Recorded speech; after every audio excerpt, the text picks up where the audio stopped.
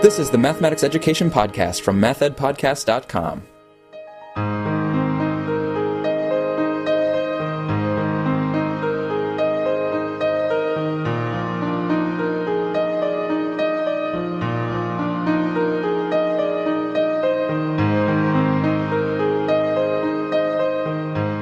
Welcome to the Math Ed Podcast. My name is Sam Otten from the University of Missouri, and today I am joined by Dr. Susan Friel, who's a professor of mathematics education in the School of Education at the University of North Carolina in Chapel Hill. Susan, thanks so much for being here. Oh, it's my pleasure. Thank you. We are going to be looking back over Susan's career in mathematics education as she begins her phased retirement at UNC. So let's go ahead and start back at the beginning. A lot of your work has focused on empowering learners to make sense of mathematics, and you've done that in various ways that we'll look at over the course of this conversation. But I want to actually go back to when you were a learner of mathematics, and what were your experiences like in mathematics before you decided to pursue advanced study? Were you making sense of the math? Were you struggling, or is that what inspired you to then try to help other students make sense of and understand mathematics conceptually?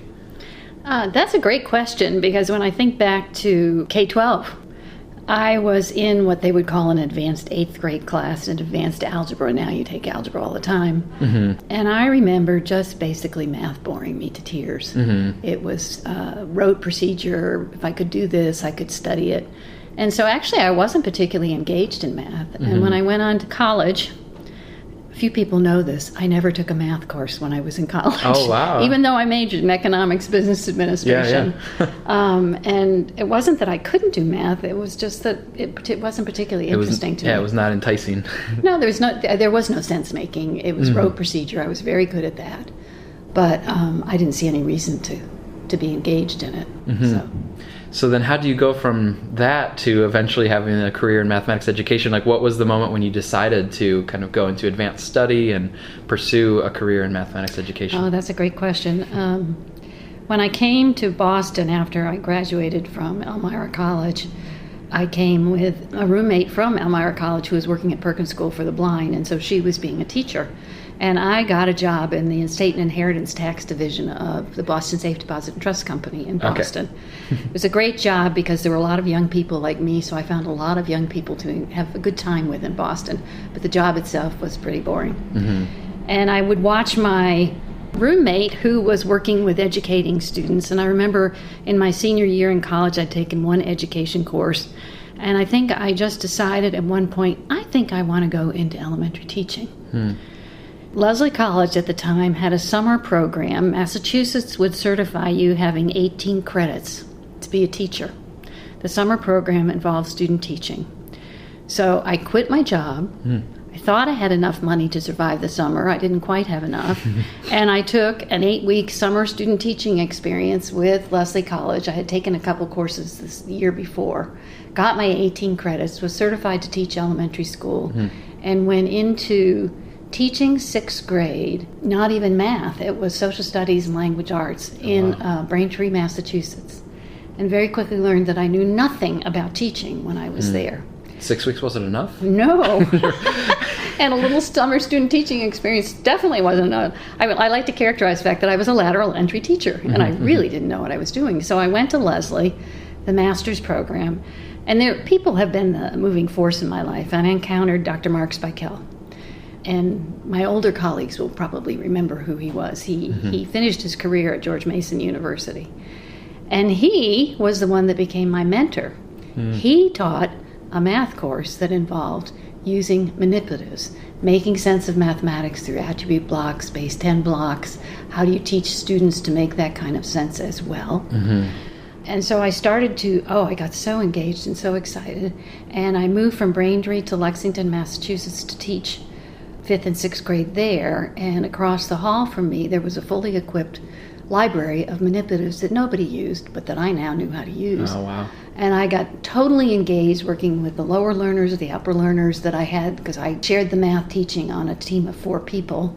And I just brought in all the manipulatives, and I would use them, and I would engage with them.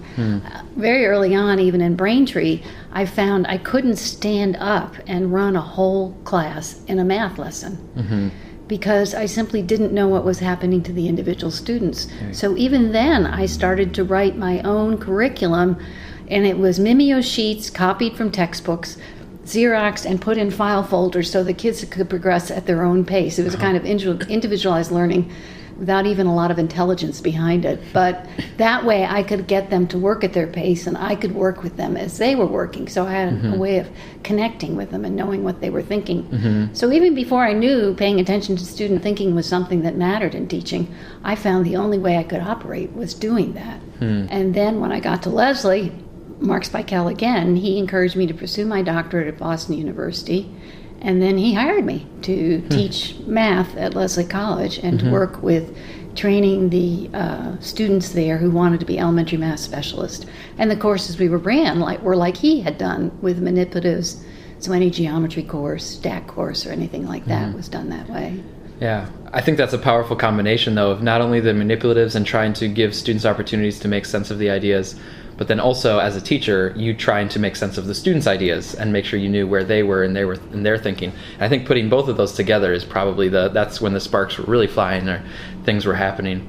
Right, and then I decided I wanted to study math, and of course I had to take, I have the equivalent of 24 credits in math, so I have an undergraduate major in math in terms of credits, but I had to take math courses at BU, ones that, again, theory of equations, those kind of courses, which I did all right in, but again, they were meaningless to my purposes to some degree. However, having the depth of background was important.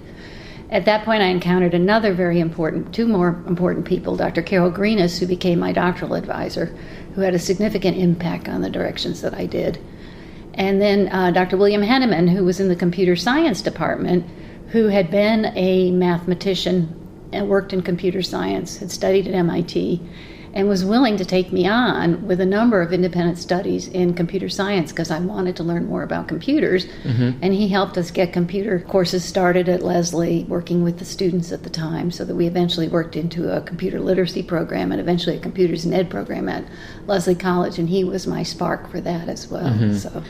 Yeah, I noticed you had several publications in the 1980s that were related to computers and education, and obviously computers have come a long way since the 80s, and one of the things that's happening right now is online education. I know at the University of Missouri we have an online master's degree for teachers, and online courses are being developed more so than in the past, and you're involved at UNC in online course development and, like you mentioned, as a teacher, kind of planning your own curriculum because you wanted the certain experiences for the students. Now you're working on planning curriculum for online settings or online courses. I wonder if you wanted to speak to how you're thinking about or how you're approaching online course design. Oh, I'd love to try. We have a program called the Elementary Math Add-on Licensure Program in North Carolina that has gone through a long evolution, has involved 6 or 7 different universities, developed under the auspices of general administration for the university system. Sid Rockland at ECU was charged with leadership of it. And in the end, what we came up with was a series of 6 courses in this program that combined content and high leverage practices. Finally, were approved by the State Board of Education to be an add-on license for certified elementary teachers. And in the development of that, the original intent was once the courses were designed, and we did it with the 7 different universities, we all have the same course names on our books.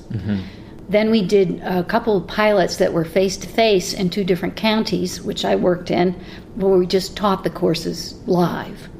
But Sid had always made a commitment that he would turn these into an online program. So we have various ways they're being done. Appalachian State does a hybrid of face-to-face and online. UNC Charlotte does all online. UNC Greensboro does online. NC State does only face-to-face. So we have different groups doing things. But UNC Chapel Hill, East Carolina University, and UNC Wilmington managed to pull off, we're in our 3rd memorandum of agreement between our 3 universities, to co-offer these courses and share the teaching of them. We offer these courses every other week for 3 hours, synchronous online. So it's asynchronous and synchronous. I know a lot of people don't do that.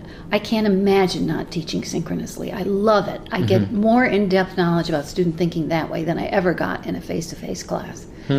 So you're saying like the synchronous online setting is not only preferential in your mind to the asynchronous online, but it's even has some advantages over in-person face-to-face. Right. Is it because you can get submissions or see things being contributed by all of the students at once and kind of, or what would you say are the specific benefits? Oh, that's a good question. We basically, the three institutions have come to the agreement that you have an online session, then you have a synchronous and another online session. And the synchronous session is what we call a bridging session.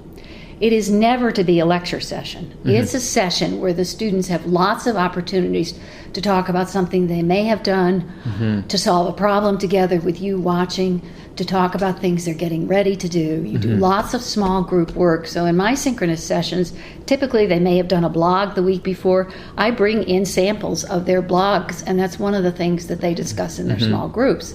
And fortunately, I can pick the samples I want, so I can raise the issues I want through their material. Yeah. I give them a problem to solve. I put them in small groups. They do it on the whiteboard. We come back to the whole group, and they share it out. The last course has a leadership component in it, and they had to mentor student teachers. Not student teachers, a beginning teacher. They had to do a professional development session. So I would make these images of, there were 13 students in that class, of 13 students sitting in a circle. I would put it up on the screen in the Blackboard Collaborate meeting software. Mm-hmm. And I said, everybody has to talk now. And I would say, let's talk about your mentoring. What have you been doing with young teachers that you're working with? And we would have these wonderful discussions. Mm-hmm. Contrary to opinion, people think that everybody's willing to share in an online synchronous session. They are if you put them in small groups. Mm-hmm. But if you have a group of anywhere from 20 to 13 students sitting there in a whole group session, mm-hmm. and you want them to answer a question you pose, they will not raise a hand, they will not share, mm-hmm. and they don't like you to call on them. Mm-hmm. So I've had to strategically think of ways to push them to make them jump in and actually do some sharing and things like that. But when they go into small groups, if I go in to listen to them, you can hear much more the confusions they have when they try to read an article or if they really don't understand the math. If you go next to a group in a face-to-face mm-hmm. class, they get self-conscious. Somehow they don't get self-conscious when you go into an online group. Yeah. And I never have more than 2 or 3 in a group. And so it's really given me access to thinking about them. So you can kind of listen in more efficiently and maybe more stealthily. But also I wonder if there's more demands on their communication because they have a shared whiteboard space and they can hear each other, but they don't have maybe the same body language or they don't have maybe some of the same like nonverbal kinds of communication because they're online. So maybe that forces them to actually articulate more what really they're trying to say or what's on their mind, because that way somebody else who's in a totally another location can respond to it. And maybe that forcing them to have to articulate their ideas in that way is actually a good thing because it gets the ideas out and it allows you to see them more and it allows the others to hear those ideas more. And in face-to-face you can kind of rely on sort of the, I kind of know what you mean, or like, I'm just looking at you and I'm just going to nod anyway. Well, that's true. That's very true. And also, as they've gotten better at it when they come to be online. So this last course, they had modeling problems to do because that's the math content. And a few times I made them work in groups of 4 outside class for 2 sets of problems. And each time, one group of 4 got in touch with me and said, will you set up a Blackboard Collaborate session for us so we can work? Mm-hmm. So I would always set the session up and then hang around in case they need some help. Mm-hmm. But their biggest goal is to get together to talk, and then they can share their desktop so that the rest of the group can see the written work they're doing together, mm-hmm. and they use Google Docs when they're doing it. And so they have some of the richest discussions. And I can always videotape a Blackboard Collaborate session, so I always videotape their private sessions, but I always videotape my class sessions too. Right. Yeah. So now you can actually revisit it later, or you can make it available to the students to revisit that conversation because it happened in Collaborate. Right. I am going to say one more thing about online, then I'll leave it. In terms of curriculum planning, there are some leading authors that have written that talk about the real focus is on how you design curriculum for your students, and it's not just a repeat of what you do in your face-to-face, but your whole study of your pedagogy. You become away as a totally different person, thinking about instruction and learning and designing curriculum. And the biggest thing in math is how do you do the things we do, like problem solving, student discourse, all of those things. How do you do those in online, both asynchronous and synchronous sessions? We've actually developed some very interesting techniques and strategies to do that, but it's not trivial to say, how do you create that kind of learning in that kind of environment? Yeah, it makes you approach that problem in a new way. It's like, oh, I know that I want them to do this problem solving. I know I want them to have rich discussions. But before, I might sort of do it naturally, and I don't have to really reflect on what I'm doing because I'm just kind of trying to pull it off face to face. But in online, it's like, oh no, I really need to stop and think about how I'm going to achieve this and why I'm achieving it and what's going to come out of it. You're absolutely right. Yeah. So following up on this idea of designing curriculum or creating experiences for learners, I want to ask you about the Connected Mathematics Project. You've been very involved in that project for years, based in Michigan State, and people can listen to the interview with Glenda Lappin, and she talked a little bit about Connected Mathematics as well. I'll put a link in the show notes for this. So just speaking from your personal experience, what have been some of the highlights, or what has it been like for you to work on Connected Mathematics? That has to be one of the epitome top things of my career, having had that opportunity. I had met Glenda through the Professional Standards for Teaching Mathematics NCTM project, where she had been head of that. And then she and Bill Fitzgerald and Betty Phillips had developed a set of curriculum materials for middle grades. I had worked on Use Numbers curriculum, which was a set of stat materials for elementary. And Jim Thay had worked on an algebra program for secondary. And Jim and Glenda, Betty, and Bill decided they wanted to go for one of the NSF curriculum grants for middle school mathematics. And they invited me to join them from the elementary perspective, and they invited Jim to join them from the secondary perspective.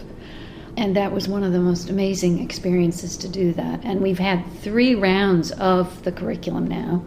The first and the second round were supported through NSF when we did it. And then the third round was something that we did. We were just beginning to do a little revision, and then Common Core came out, so we had to do some major revising, but we didn't have grant funding to do that. Okay. The Michigan State people, in their curriculum that they had done before, had this Launch, Explore, Summarize model, which became the epitome of our lesson plan structure. And it was Tom Romberg who gave voice to this. There really wasn't a research methodology attached to curriculum development at that point. And I was at a Research One institution who didn't like to count curriculum development towards research. And I was going to have to go argue for tenure in terms of thinking about what we had been doing. And Tom Romberg brought in Kino Gravemeyer's work on design-based research. That's the first time I had ever heard of that. I have followed it avidly now for many years. I've had 2 doc students do design-based research studies now. And I could argue that the way we set up even our first project, but our second one too, and our third one to a much smaller extent, we set up a modified design research-based methodology where we had multiple sites across the country. The teachers would come in for professional development. They would go off and teach the units. There were observers there that would observe what was going on. The observers would give us feedback. The teachers would give us feedback, and we do revisions of the unit. So it wasn't true design-based research in the much smaller sense, because we were on a much more massive scale. And the fourth and the third edition was not like that, but the first and second editions were like that, where we really did this design-based research methodology. What was interesting is how heavily we emphasized, if you look at CMP over the 3 rounds, the very first one was very open-ended problem-solving work. And as the curriculum and evaluation standards posed problems for teachers on how do we run that kind of classroom, our curriculum was in response to the curriculum and evaluation standards. And so it was hard for teachers to know how to run more open-ended problems and how could you get the mathematics that the students were supposed to do that. And even though we had teachers' editions that were very specifically developed to handle that, when we came back for the second edition, and that's why we got funding, we came back with the proposal that we would try to make them a bit more focused in terms of the work the students did, so the teachers could make decisions to follow the focused set of questions we provided, or back up and be more open-ended if they wanted to. But it gave them much more of a direction to be able to do that when they were doing it. And then in the third edition, we were actually struggling a lot with how do we respond to the Common Core. Now, coming in, the other thread that I've been involved in since the early 90s is statistics education. So when I came in from the Use Numbers background, and I had actually been involved in a software development project through Bolt, Brannick, and Newman, a piece of software called Elastic by Andy Rubin, which I had been exploring and things like that. So I came into the Michigan group, and it looked like statistics was the only area that the rest of them didn't want to claim, and I felt very comfortable doing that. So I basically took over the leadership for all the statistics modules that we've had all the way through. The first two editions reflected the fact that K-5 was doing statistics. I think the greatest loss of the Common Core is the fact that we don't have much statistics being done in K-5. And then 6-8 has gone to this much more advanced view of statistics, the measures of variability, the MAD, the 3 measures of center and their related measures of variability and how you do that. I think we developed some nice activities in the last edition, but it wasn't without struggle to figure out what are tasks that could work. And our biggest dilemma is we didn't have many teachers who could try it. But fortunately, in the last, not this year, but the last 2 years before this, there was a teacher in Buffalo who really loves statistics like I do. She taught 7th grade, and her 6th grade people weren't doing her 6th grade module. So I had met her, and she said, well, what can you tell me about what they should do in 6th grade so I could do the 7th grade unit with more fidelity? So we laid out a map of the 6th grade problems that would let her look at the content from Common Core 6th grade. That was the foundation to 7th grade. And for 2 years, she and I worked together. We have a draft article that I have to get into NCTM at some point soon, talking about the measures of variability and the measures of center and her sample work. Using the mean absolute deviation is not a hard thing for kids. It's the median and the interquartile range and the box plot area that's the dilemma. It's that it's a hard concept for students to get, but the mean absolute deviation is not a hard concept to get. And we found a great problem context that I got into. Well, it was waiting in supermarket store lines, and then I said to myself, kids don't care about waiting in supermarket store lines. So we turned it into waiting in amusement park lines. And the problem was the average wait time is 25 minutes, but Susie waited 40 minutes. How is that possible? And so you could look at a distribution of 10 scores, and you could say, well, what's the mean average wait time? And the more I thought about it, so we had 4 different problems. They get it when we do it that way. You go to amusement parks and they say the average wait time is this, and I still think the next statistic should be, and the MAD is this, because we even posed it there. And there's when I drive through from Chapel Hill on up to West Jefferson, the hospital in Winston-Salem has a sign on the highway that says, in the emergency room, the mean wait time is this. And I keep saying, you need to have the MAD up there also. I know you should have standard deviation, and we do standard deviation in 8th grade, but in terms of the mean absolute deviation having some merit, it does have some merit. So I took over doing the stat part of that too. And in the end, I worked with a teacher, Jim Mamer in Ohio, actually piloted several of our stat units because, as you learned from my early experience, I can't do anything without seeing it in action. So if I'd write a statistics unit, they would test it out in different sites, but what I really had to do was to go out and see it tested. So we did major research projects, videotaped him teaching. Ashling Levy from England it actually did research with me, and we studied Jim Mamer teaching our statistics. And are you still looking for this kind of idea of student sense making to kind of connect back to that thread from when you were a teacher, but with statistics? So is that kind of built in to try to give some objects or some sort of visual display or maybe a context that helps the students really make sense of the statistics? Oh yeah, I don't know if you've ever seen Tinker Plots. Yeah. Well, the middle school people worked with Cliff Knold on the first edition. We actually wrote a module for the second edition of CMP called Data Distributions that integrated Tinker Plots. And then the publisher wouldn't let us have the software mandated, so then we rewrote it and we had it in the teacher's edition. But we were the only ones that actually really integrated Tinker Plots. And we have a teacher in Maine who's a real expert with Tinker Plots. But the whole idea of that is really important. Yeah. So I want to go back to something that you mentioned. You mentioned meeting and working with Glenda Lappin on the 1991 NCTM professional standards for teaching. And a lot of listeners probably know about the 1989 curriculum standards, and then a lot of people know about the 2000 principles and standards. But in 1991, there was the professional standards. And so I wanted to just ask you about what it was like working on those standards and maybe what the kind of behind the scenes was for that to come forward? Because I've heard multiple people talk about these standards as this real kind of hidden gem that almost kind of got lost because the 1989 standards became kind of the cornerstone of NCTM, but these 1991 standards have some great ideas in them as well. What was it like working on those? Well, I was very excited to be included, but the curriculum and evaluation standards were written, and then the big problem for NCTM and everybody was, but nobody knows how to teach using them. So that's where the professional standards got involved. And then there was a third document that said nobody knows how to assess, so that's where the assessment standards got. But they came one right after another, and the dilemma with the curriculum and evaluation standards is nobody had been exposed to them at all. Yeah. So there was a committee. It was Tom Cooney, myself, Deborah Ball, and Glenda Lappin. There were different strands we were working on, but we were charged with trying to write a document that would give direction for how teachers would work in doing this kind of teaching. If you're going to teach this kind of material, how would you work? Yeah. And we were able to come up with it. And I have to say, it was, and I think I shared with you earlier, well, Tom Cooney is brilliant anyway, but then Deborah Ball, I'm sure she's been making all her contributions for several years, but it was as though she appeared and became very influential immediately. Burst on the scene. Yes. She was a colleague of Glenda's at Michigan State University. The first meeting we had was Tom, Deborah, me, Glenda, and Deborah's brand new son, Joshua, who was laying on a chair next to us. And Joshua was with us for 3 years as we wrote these standards.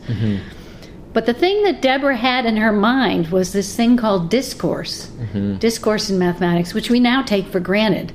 But I remember that we wrote the standards in the first, and there were sections to it. So the first one was the 6 standards about what a teacher needs to do to teach, and the first one was discourse. And then there was what did you need to do to help teachers learn, and so on, and what did school districts need to do to support, and things like that. So they're really powerful. But then, like the other curriculum and evaluation standards, they went through a year's review at national meetings.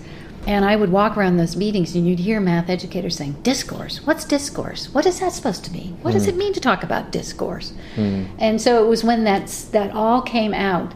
And so that got done and the document got finished, but it was probably way too soon for anybody to be ready for it.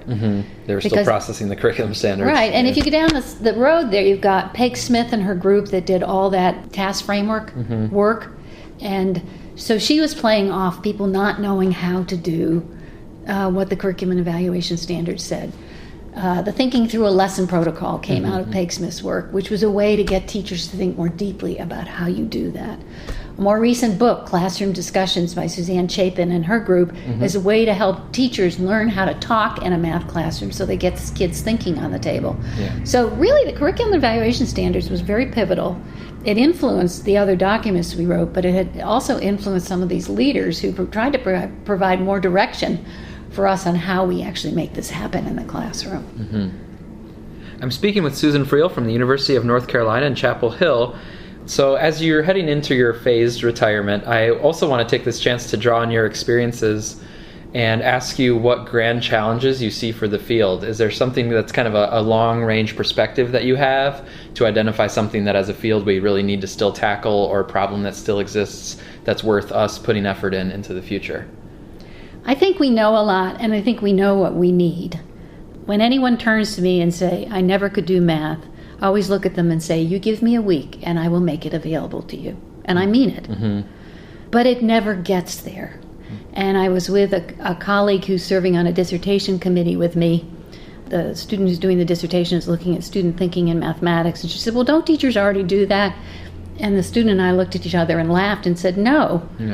But she's right. Why not? Why aren't they doing it? We know all these things. We keep trying to do it again. We reinvent the wheel. We can make a difference in children's mathematical lives. That has been a passion of mine. There's no reason that any student should ever be fearful of mathematics. There's no reason any person should ever say, I could never do mathematics. We're doing something wrong if we can't correct that problem. And I think we certainly know how to correct it. We just need to get there. And I don't know how to do that, but I do think we do. We do need to get there. So you see it as this continuing grand challenge of taking some of these solutions that have been pretty well articulated and understood, but trying to make them more the reality for students and learners' actual experiences. Well, maybe it's scale up. I mean, the classroom discussion books by Suzanne Chapin and her group is extremely powerful in helping teachers figure out how to ask questions in classrooms. I've used it with pre-service teachers. I won't do a professional development activity without doing an hour and a half on that first, because I'm going to want you to talk about problem solving, but you don't know how to ask questions. Take these and start here. It will get you to do that. I want my colleagues to know that. Don't go out and reinvent the wheel. There are lots of other discussion books that are really good too that you should look as well. But there are tools that we have. The CGI work is incredibly powerful. Empson and Levy's fraction book, nobody should be without. You should be looking at that and unpacking it. I've spent years doing that with teachers in book studies and stuff. Some of the best material in the world, and then the CGI work is also that. But we too quickly want to leave it. You've got to sit on to the next thing. You've got to sit and work with kids. I go out and work with kids and work with teachers and keep unpacking what's going on so they can make some sense of it.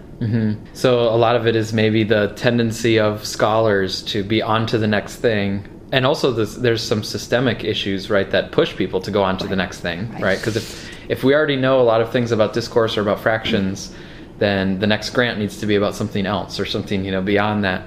But maybe we need to find a way as a field to take things that have a lot of merit and value and actually sit with them and really try to expand them outward instead of moving to something down the road. That's very well said. And I would say there's a couple graduate students and myself, I think we know that for fourth grade fractions. If anybody wants to talk to me, I can tell you what you should do. I think we got it down pat. And Empson and Levy is right at the heart of it. Well, Susan will be glad to hear that down the hall from me. So this is great speaking with you. I want to ask you one final question.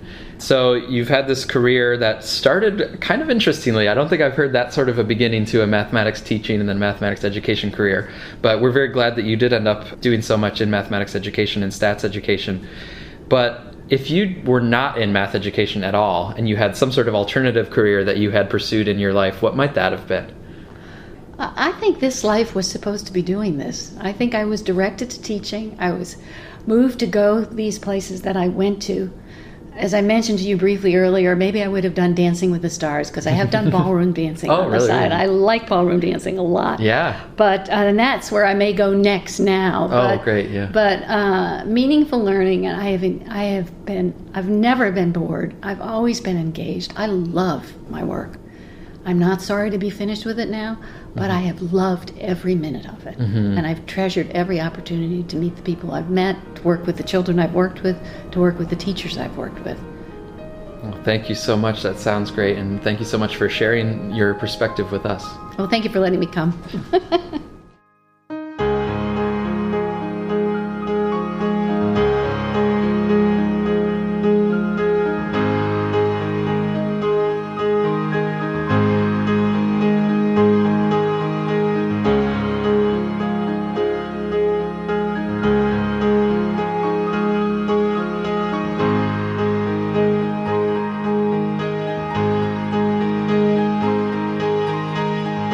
Thank you for listening to the Math Ed Podcast. If you happen to be a teacher who is interested in a master's degree in math education, we have a great master's program here at the University of Missouri that is 100% online.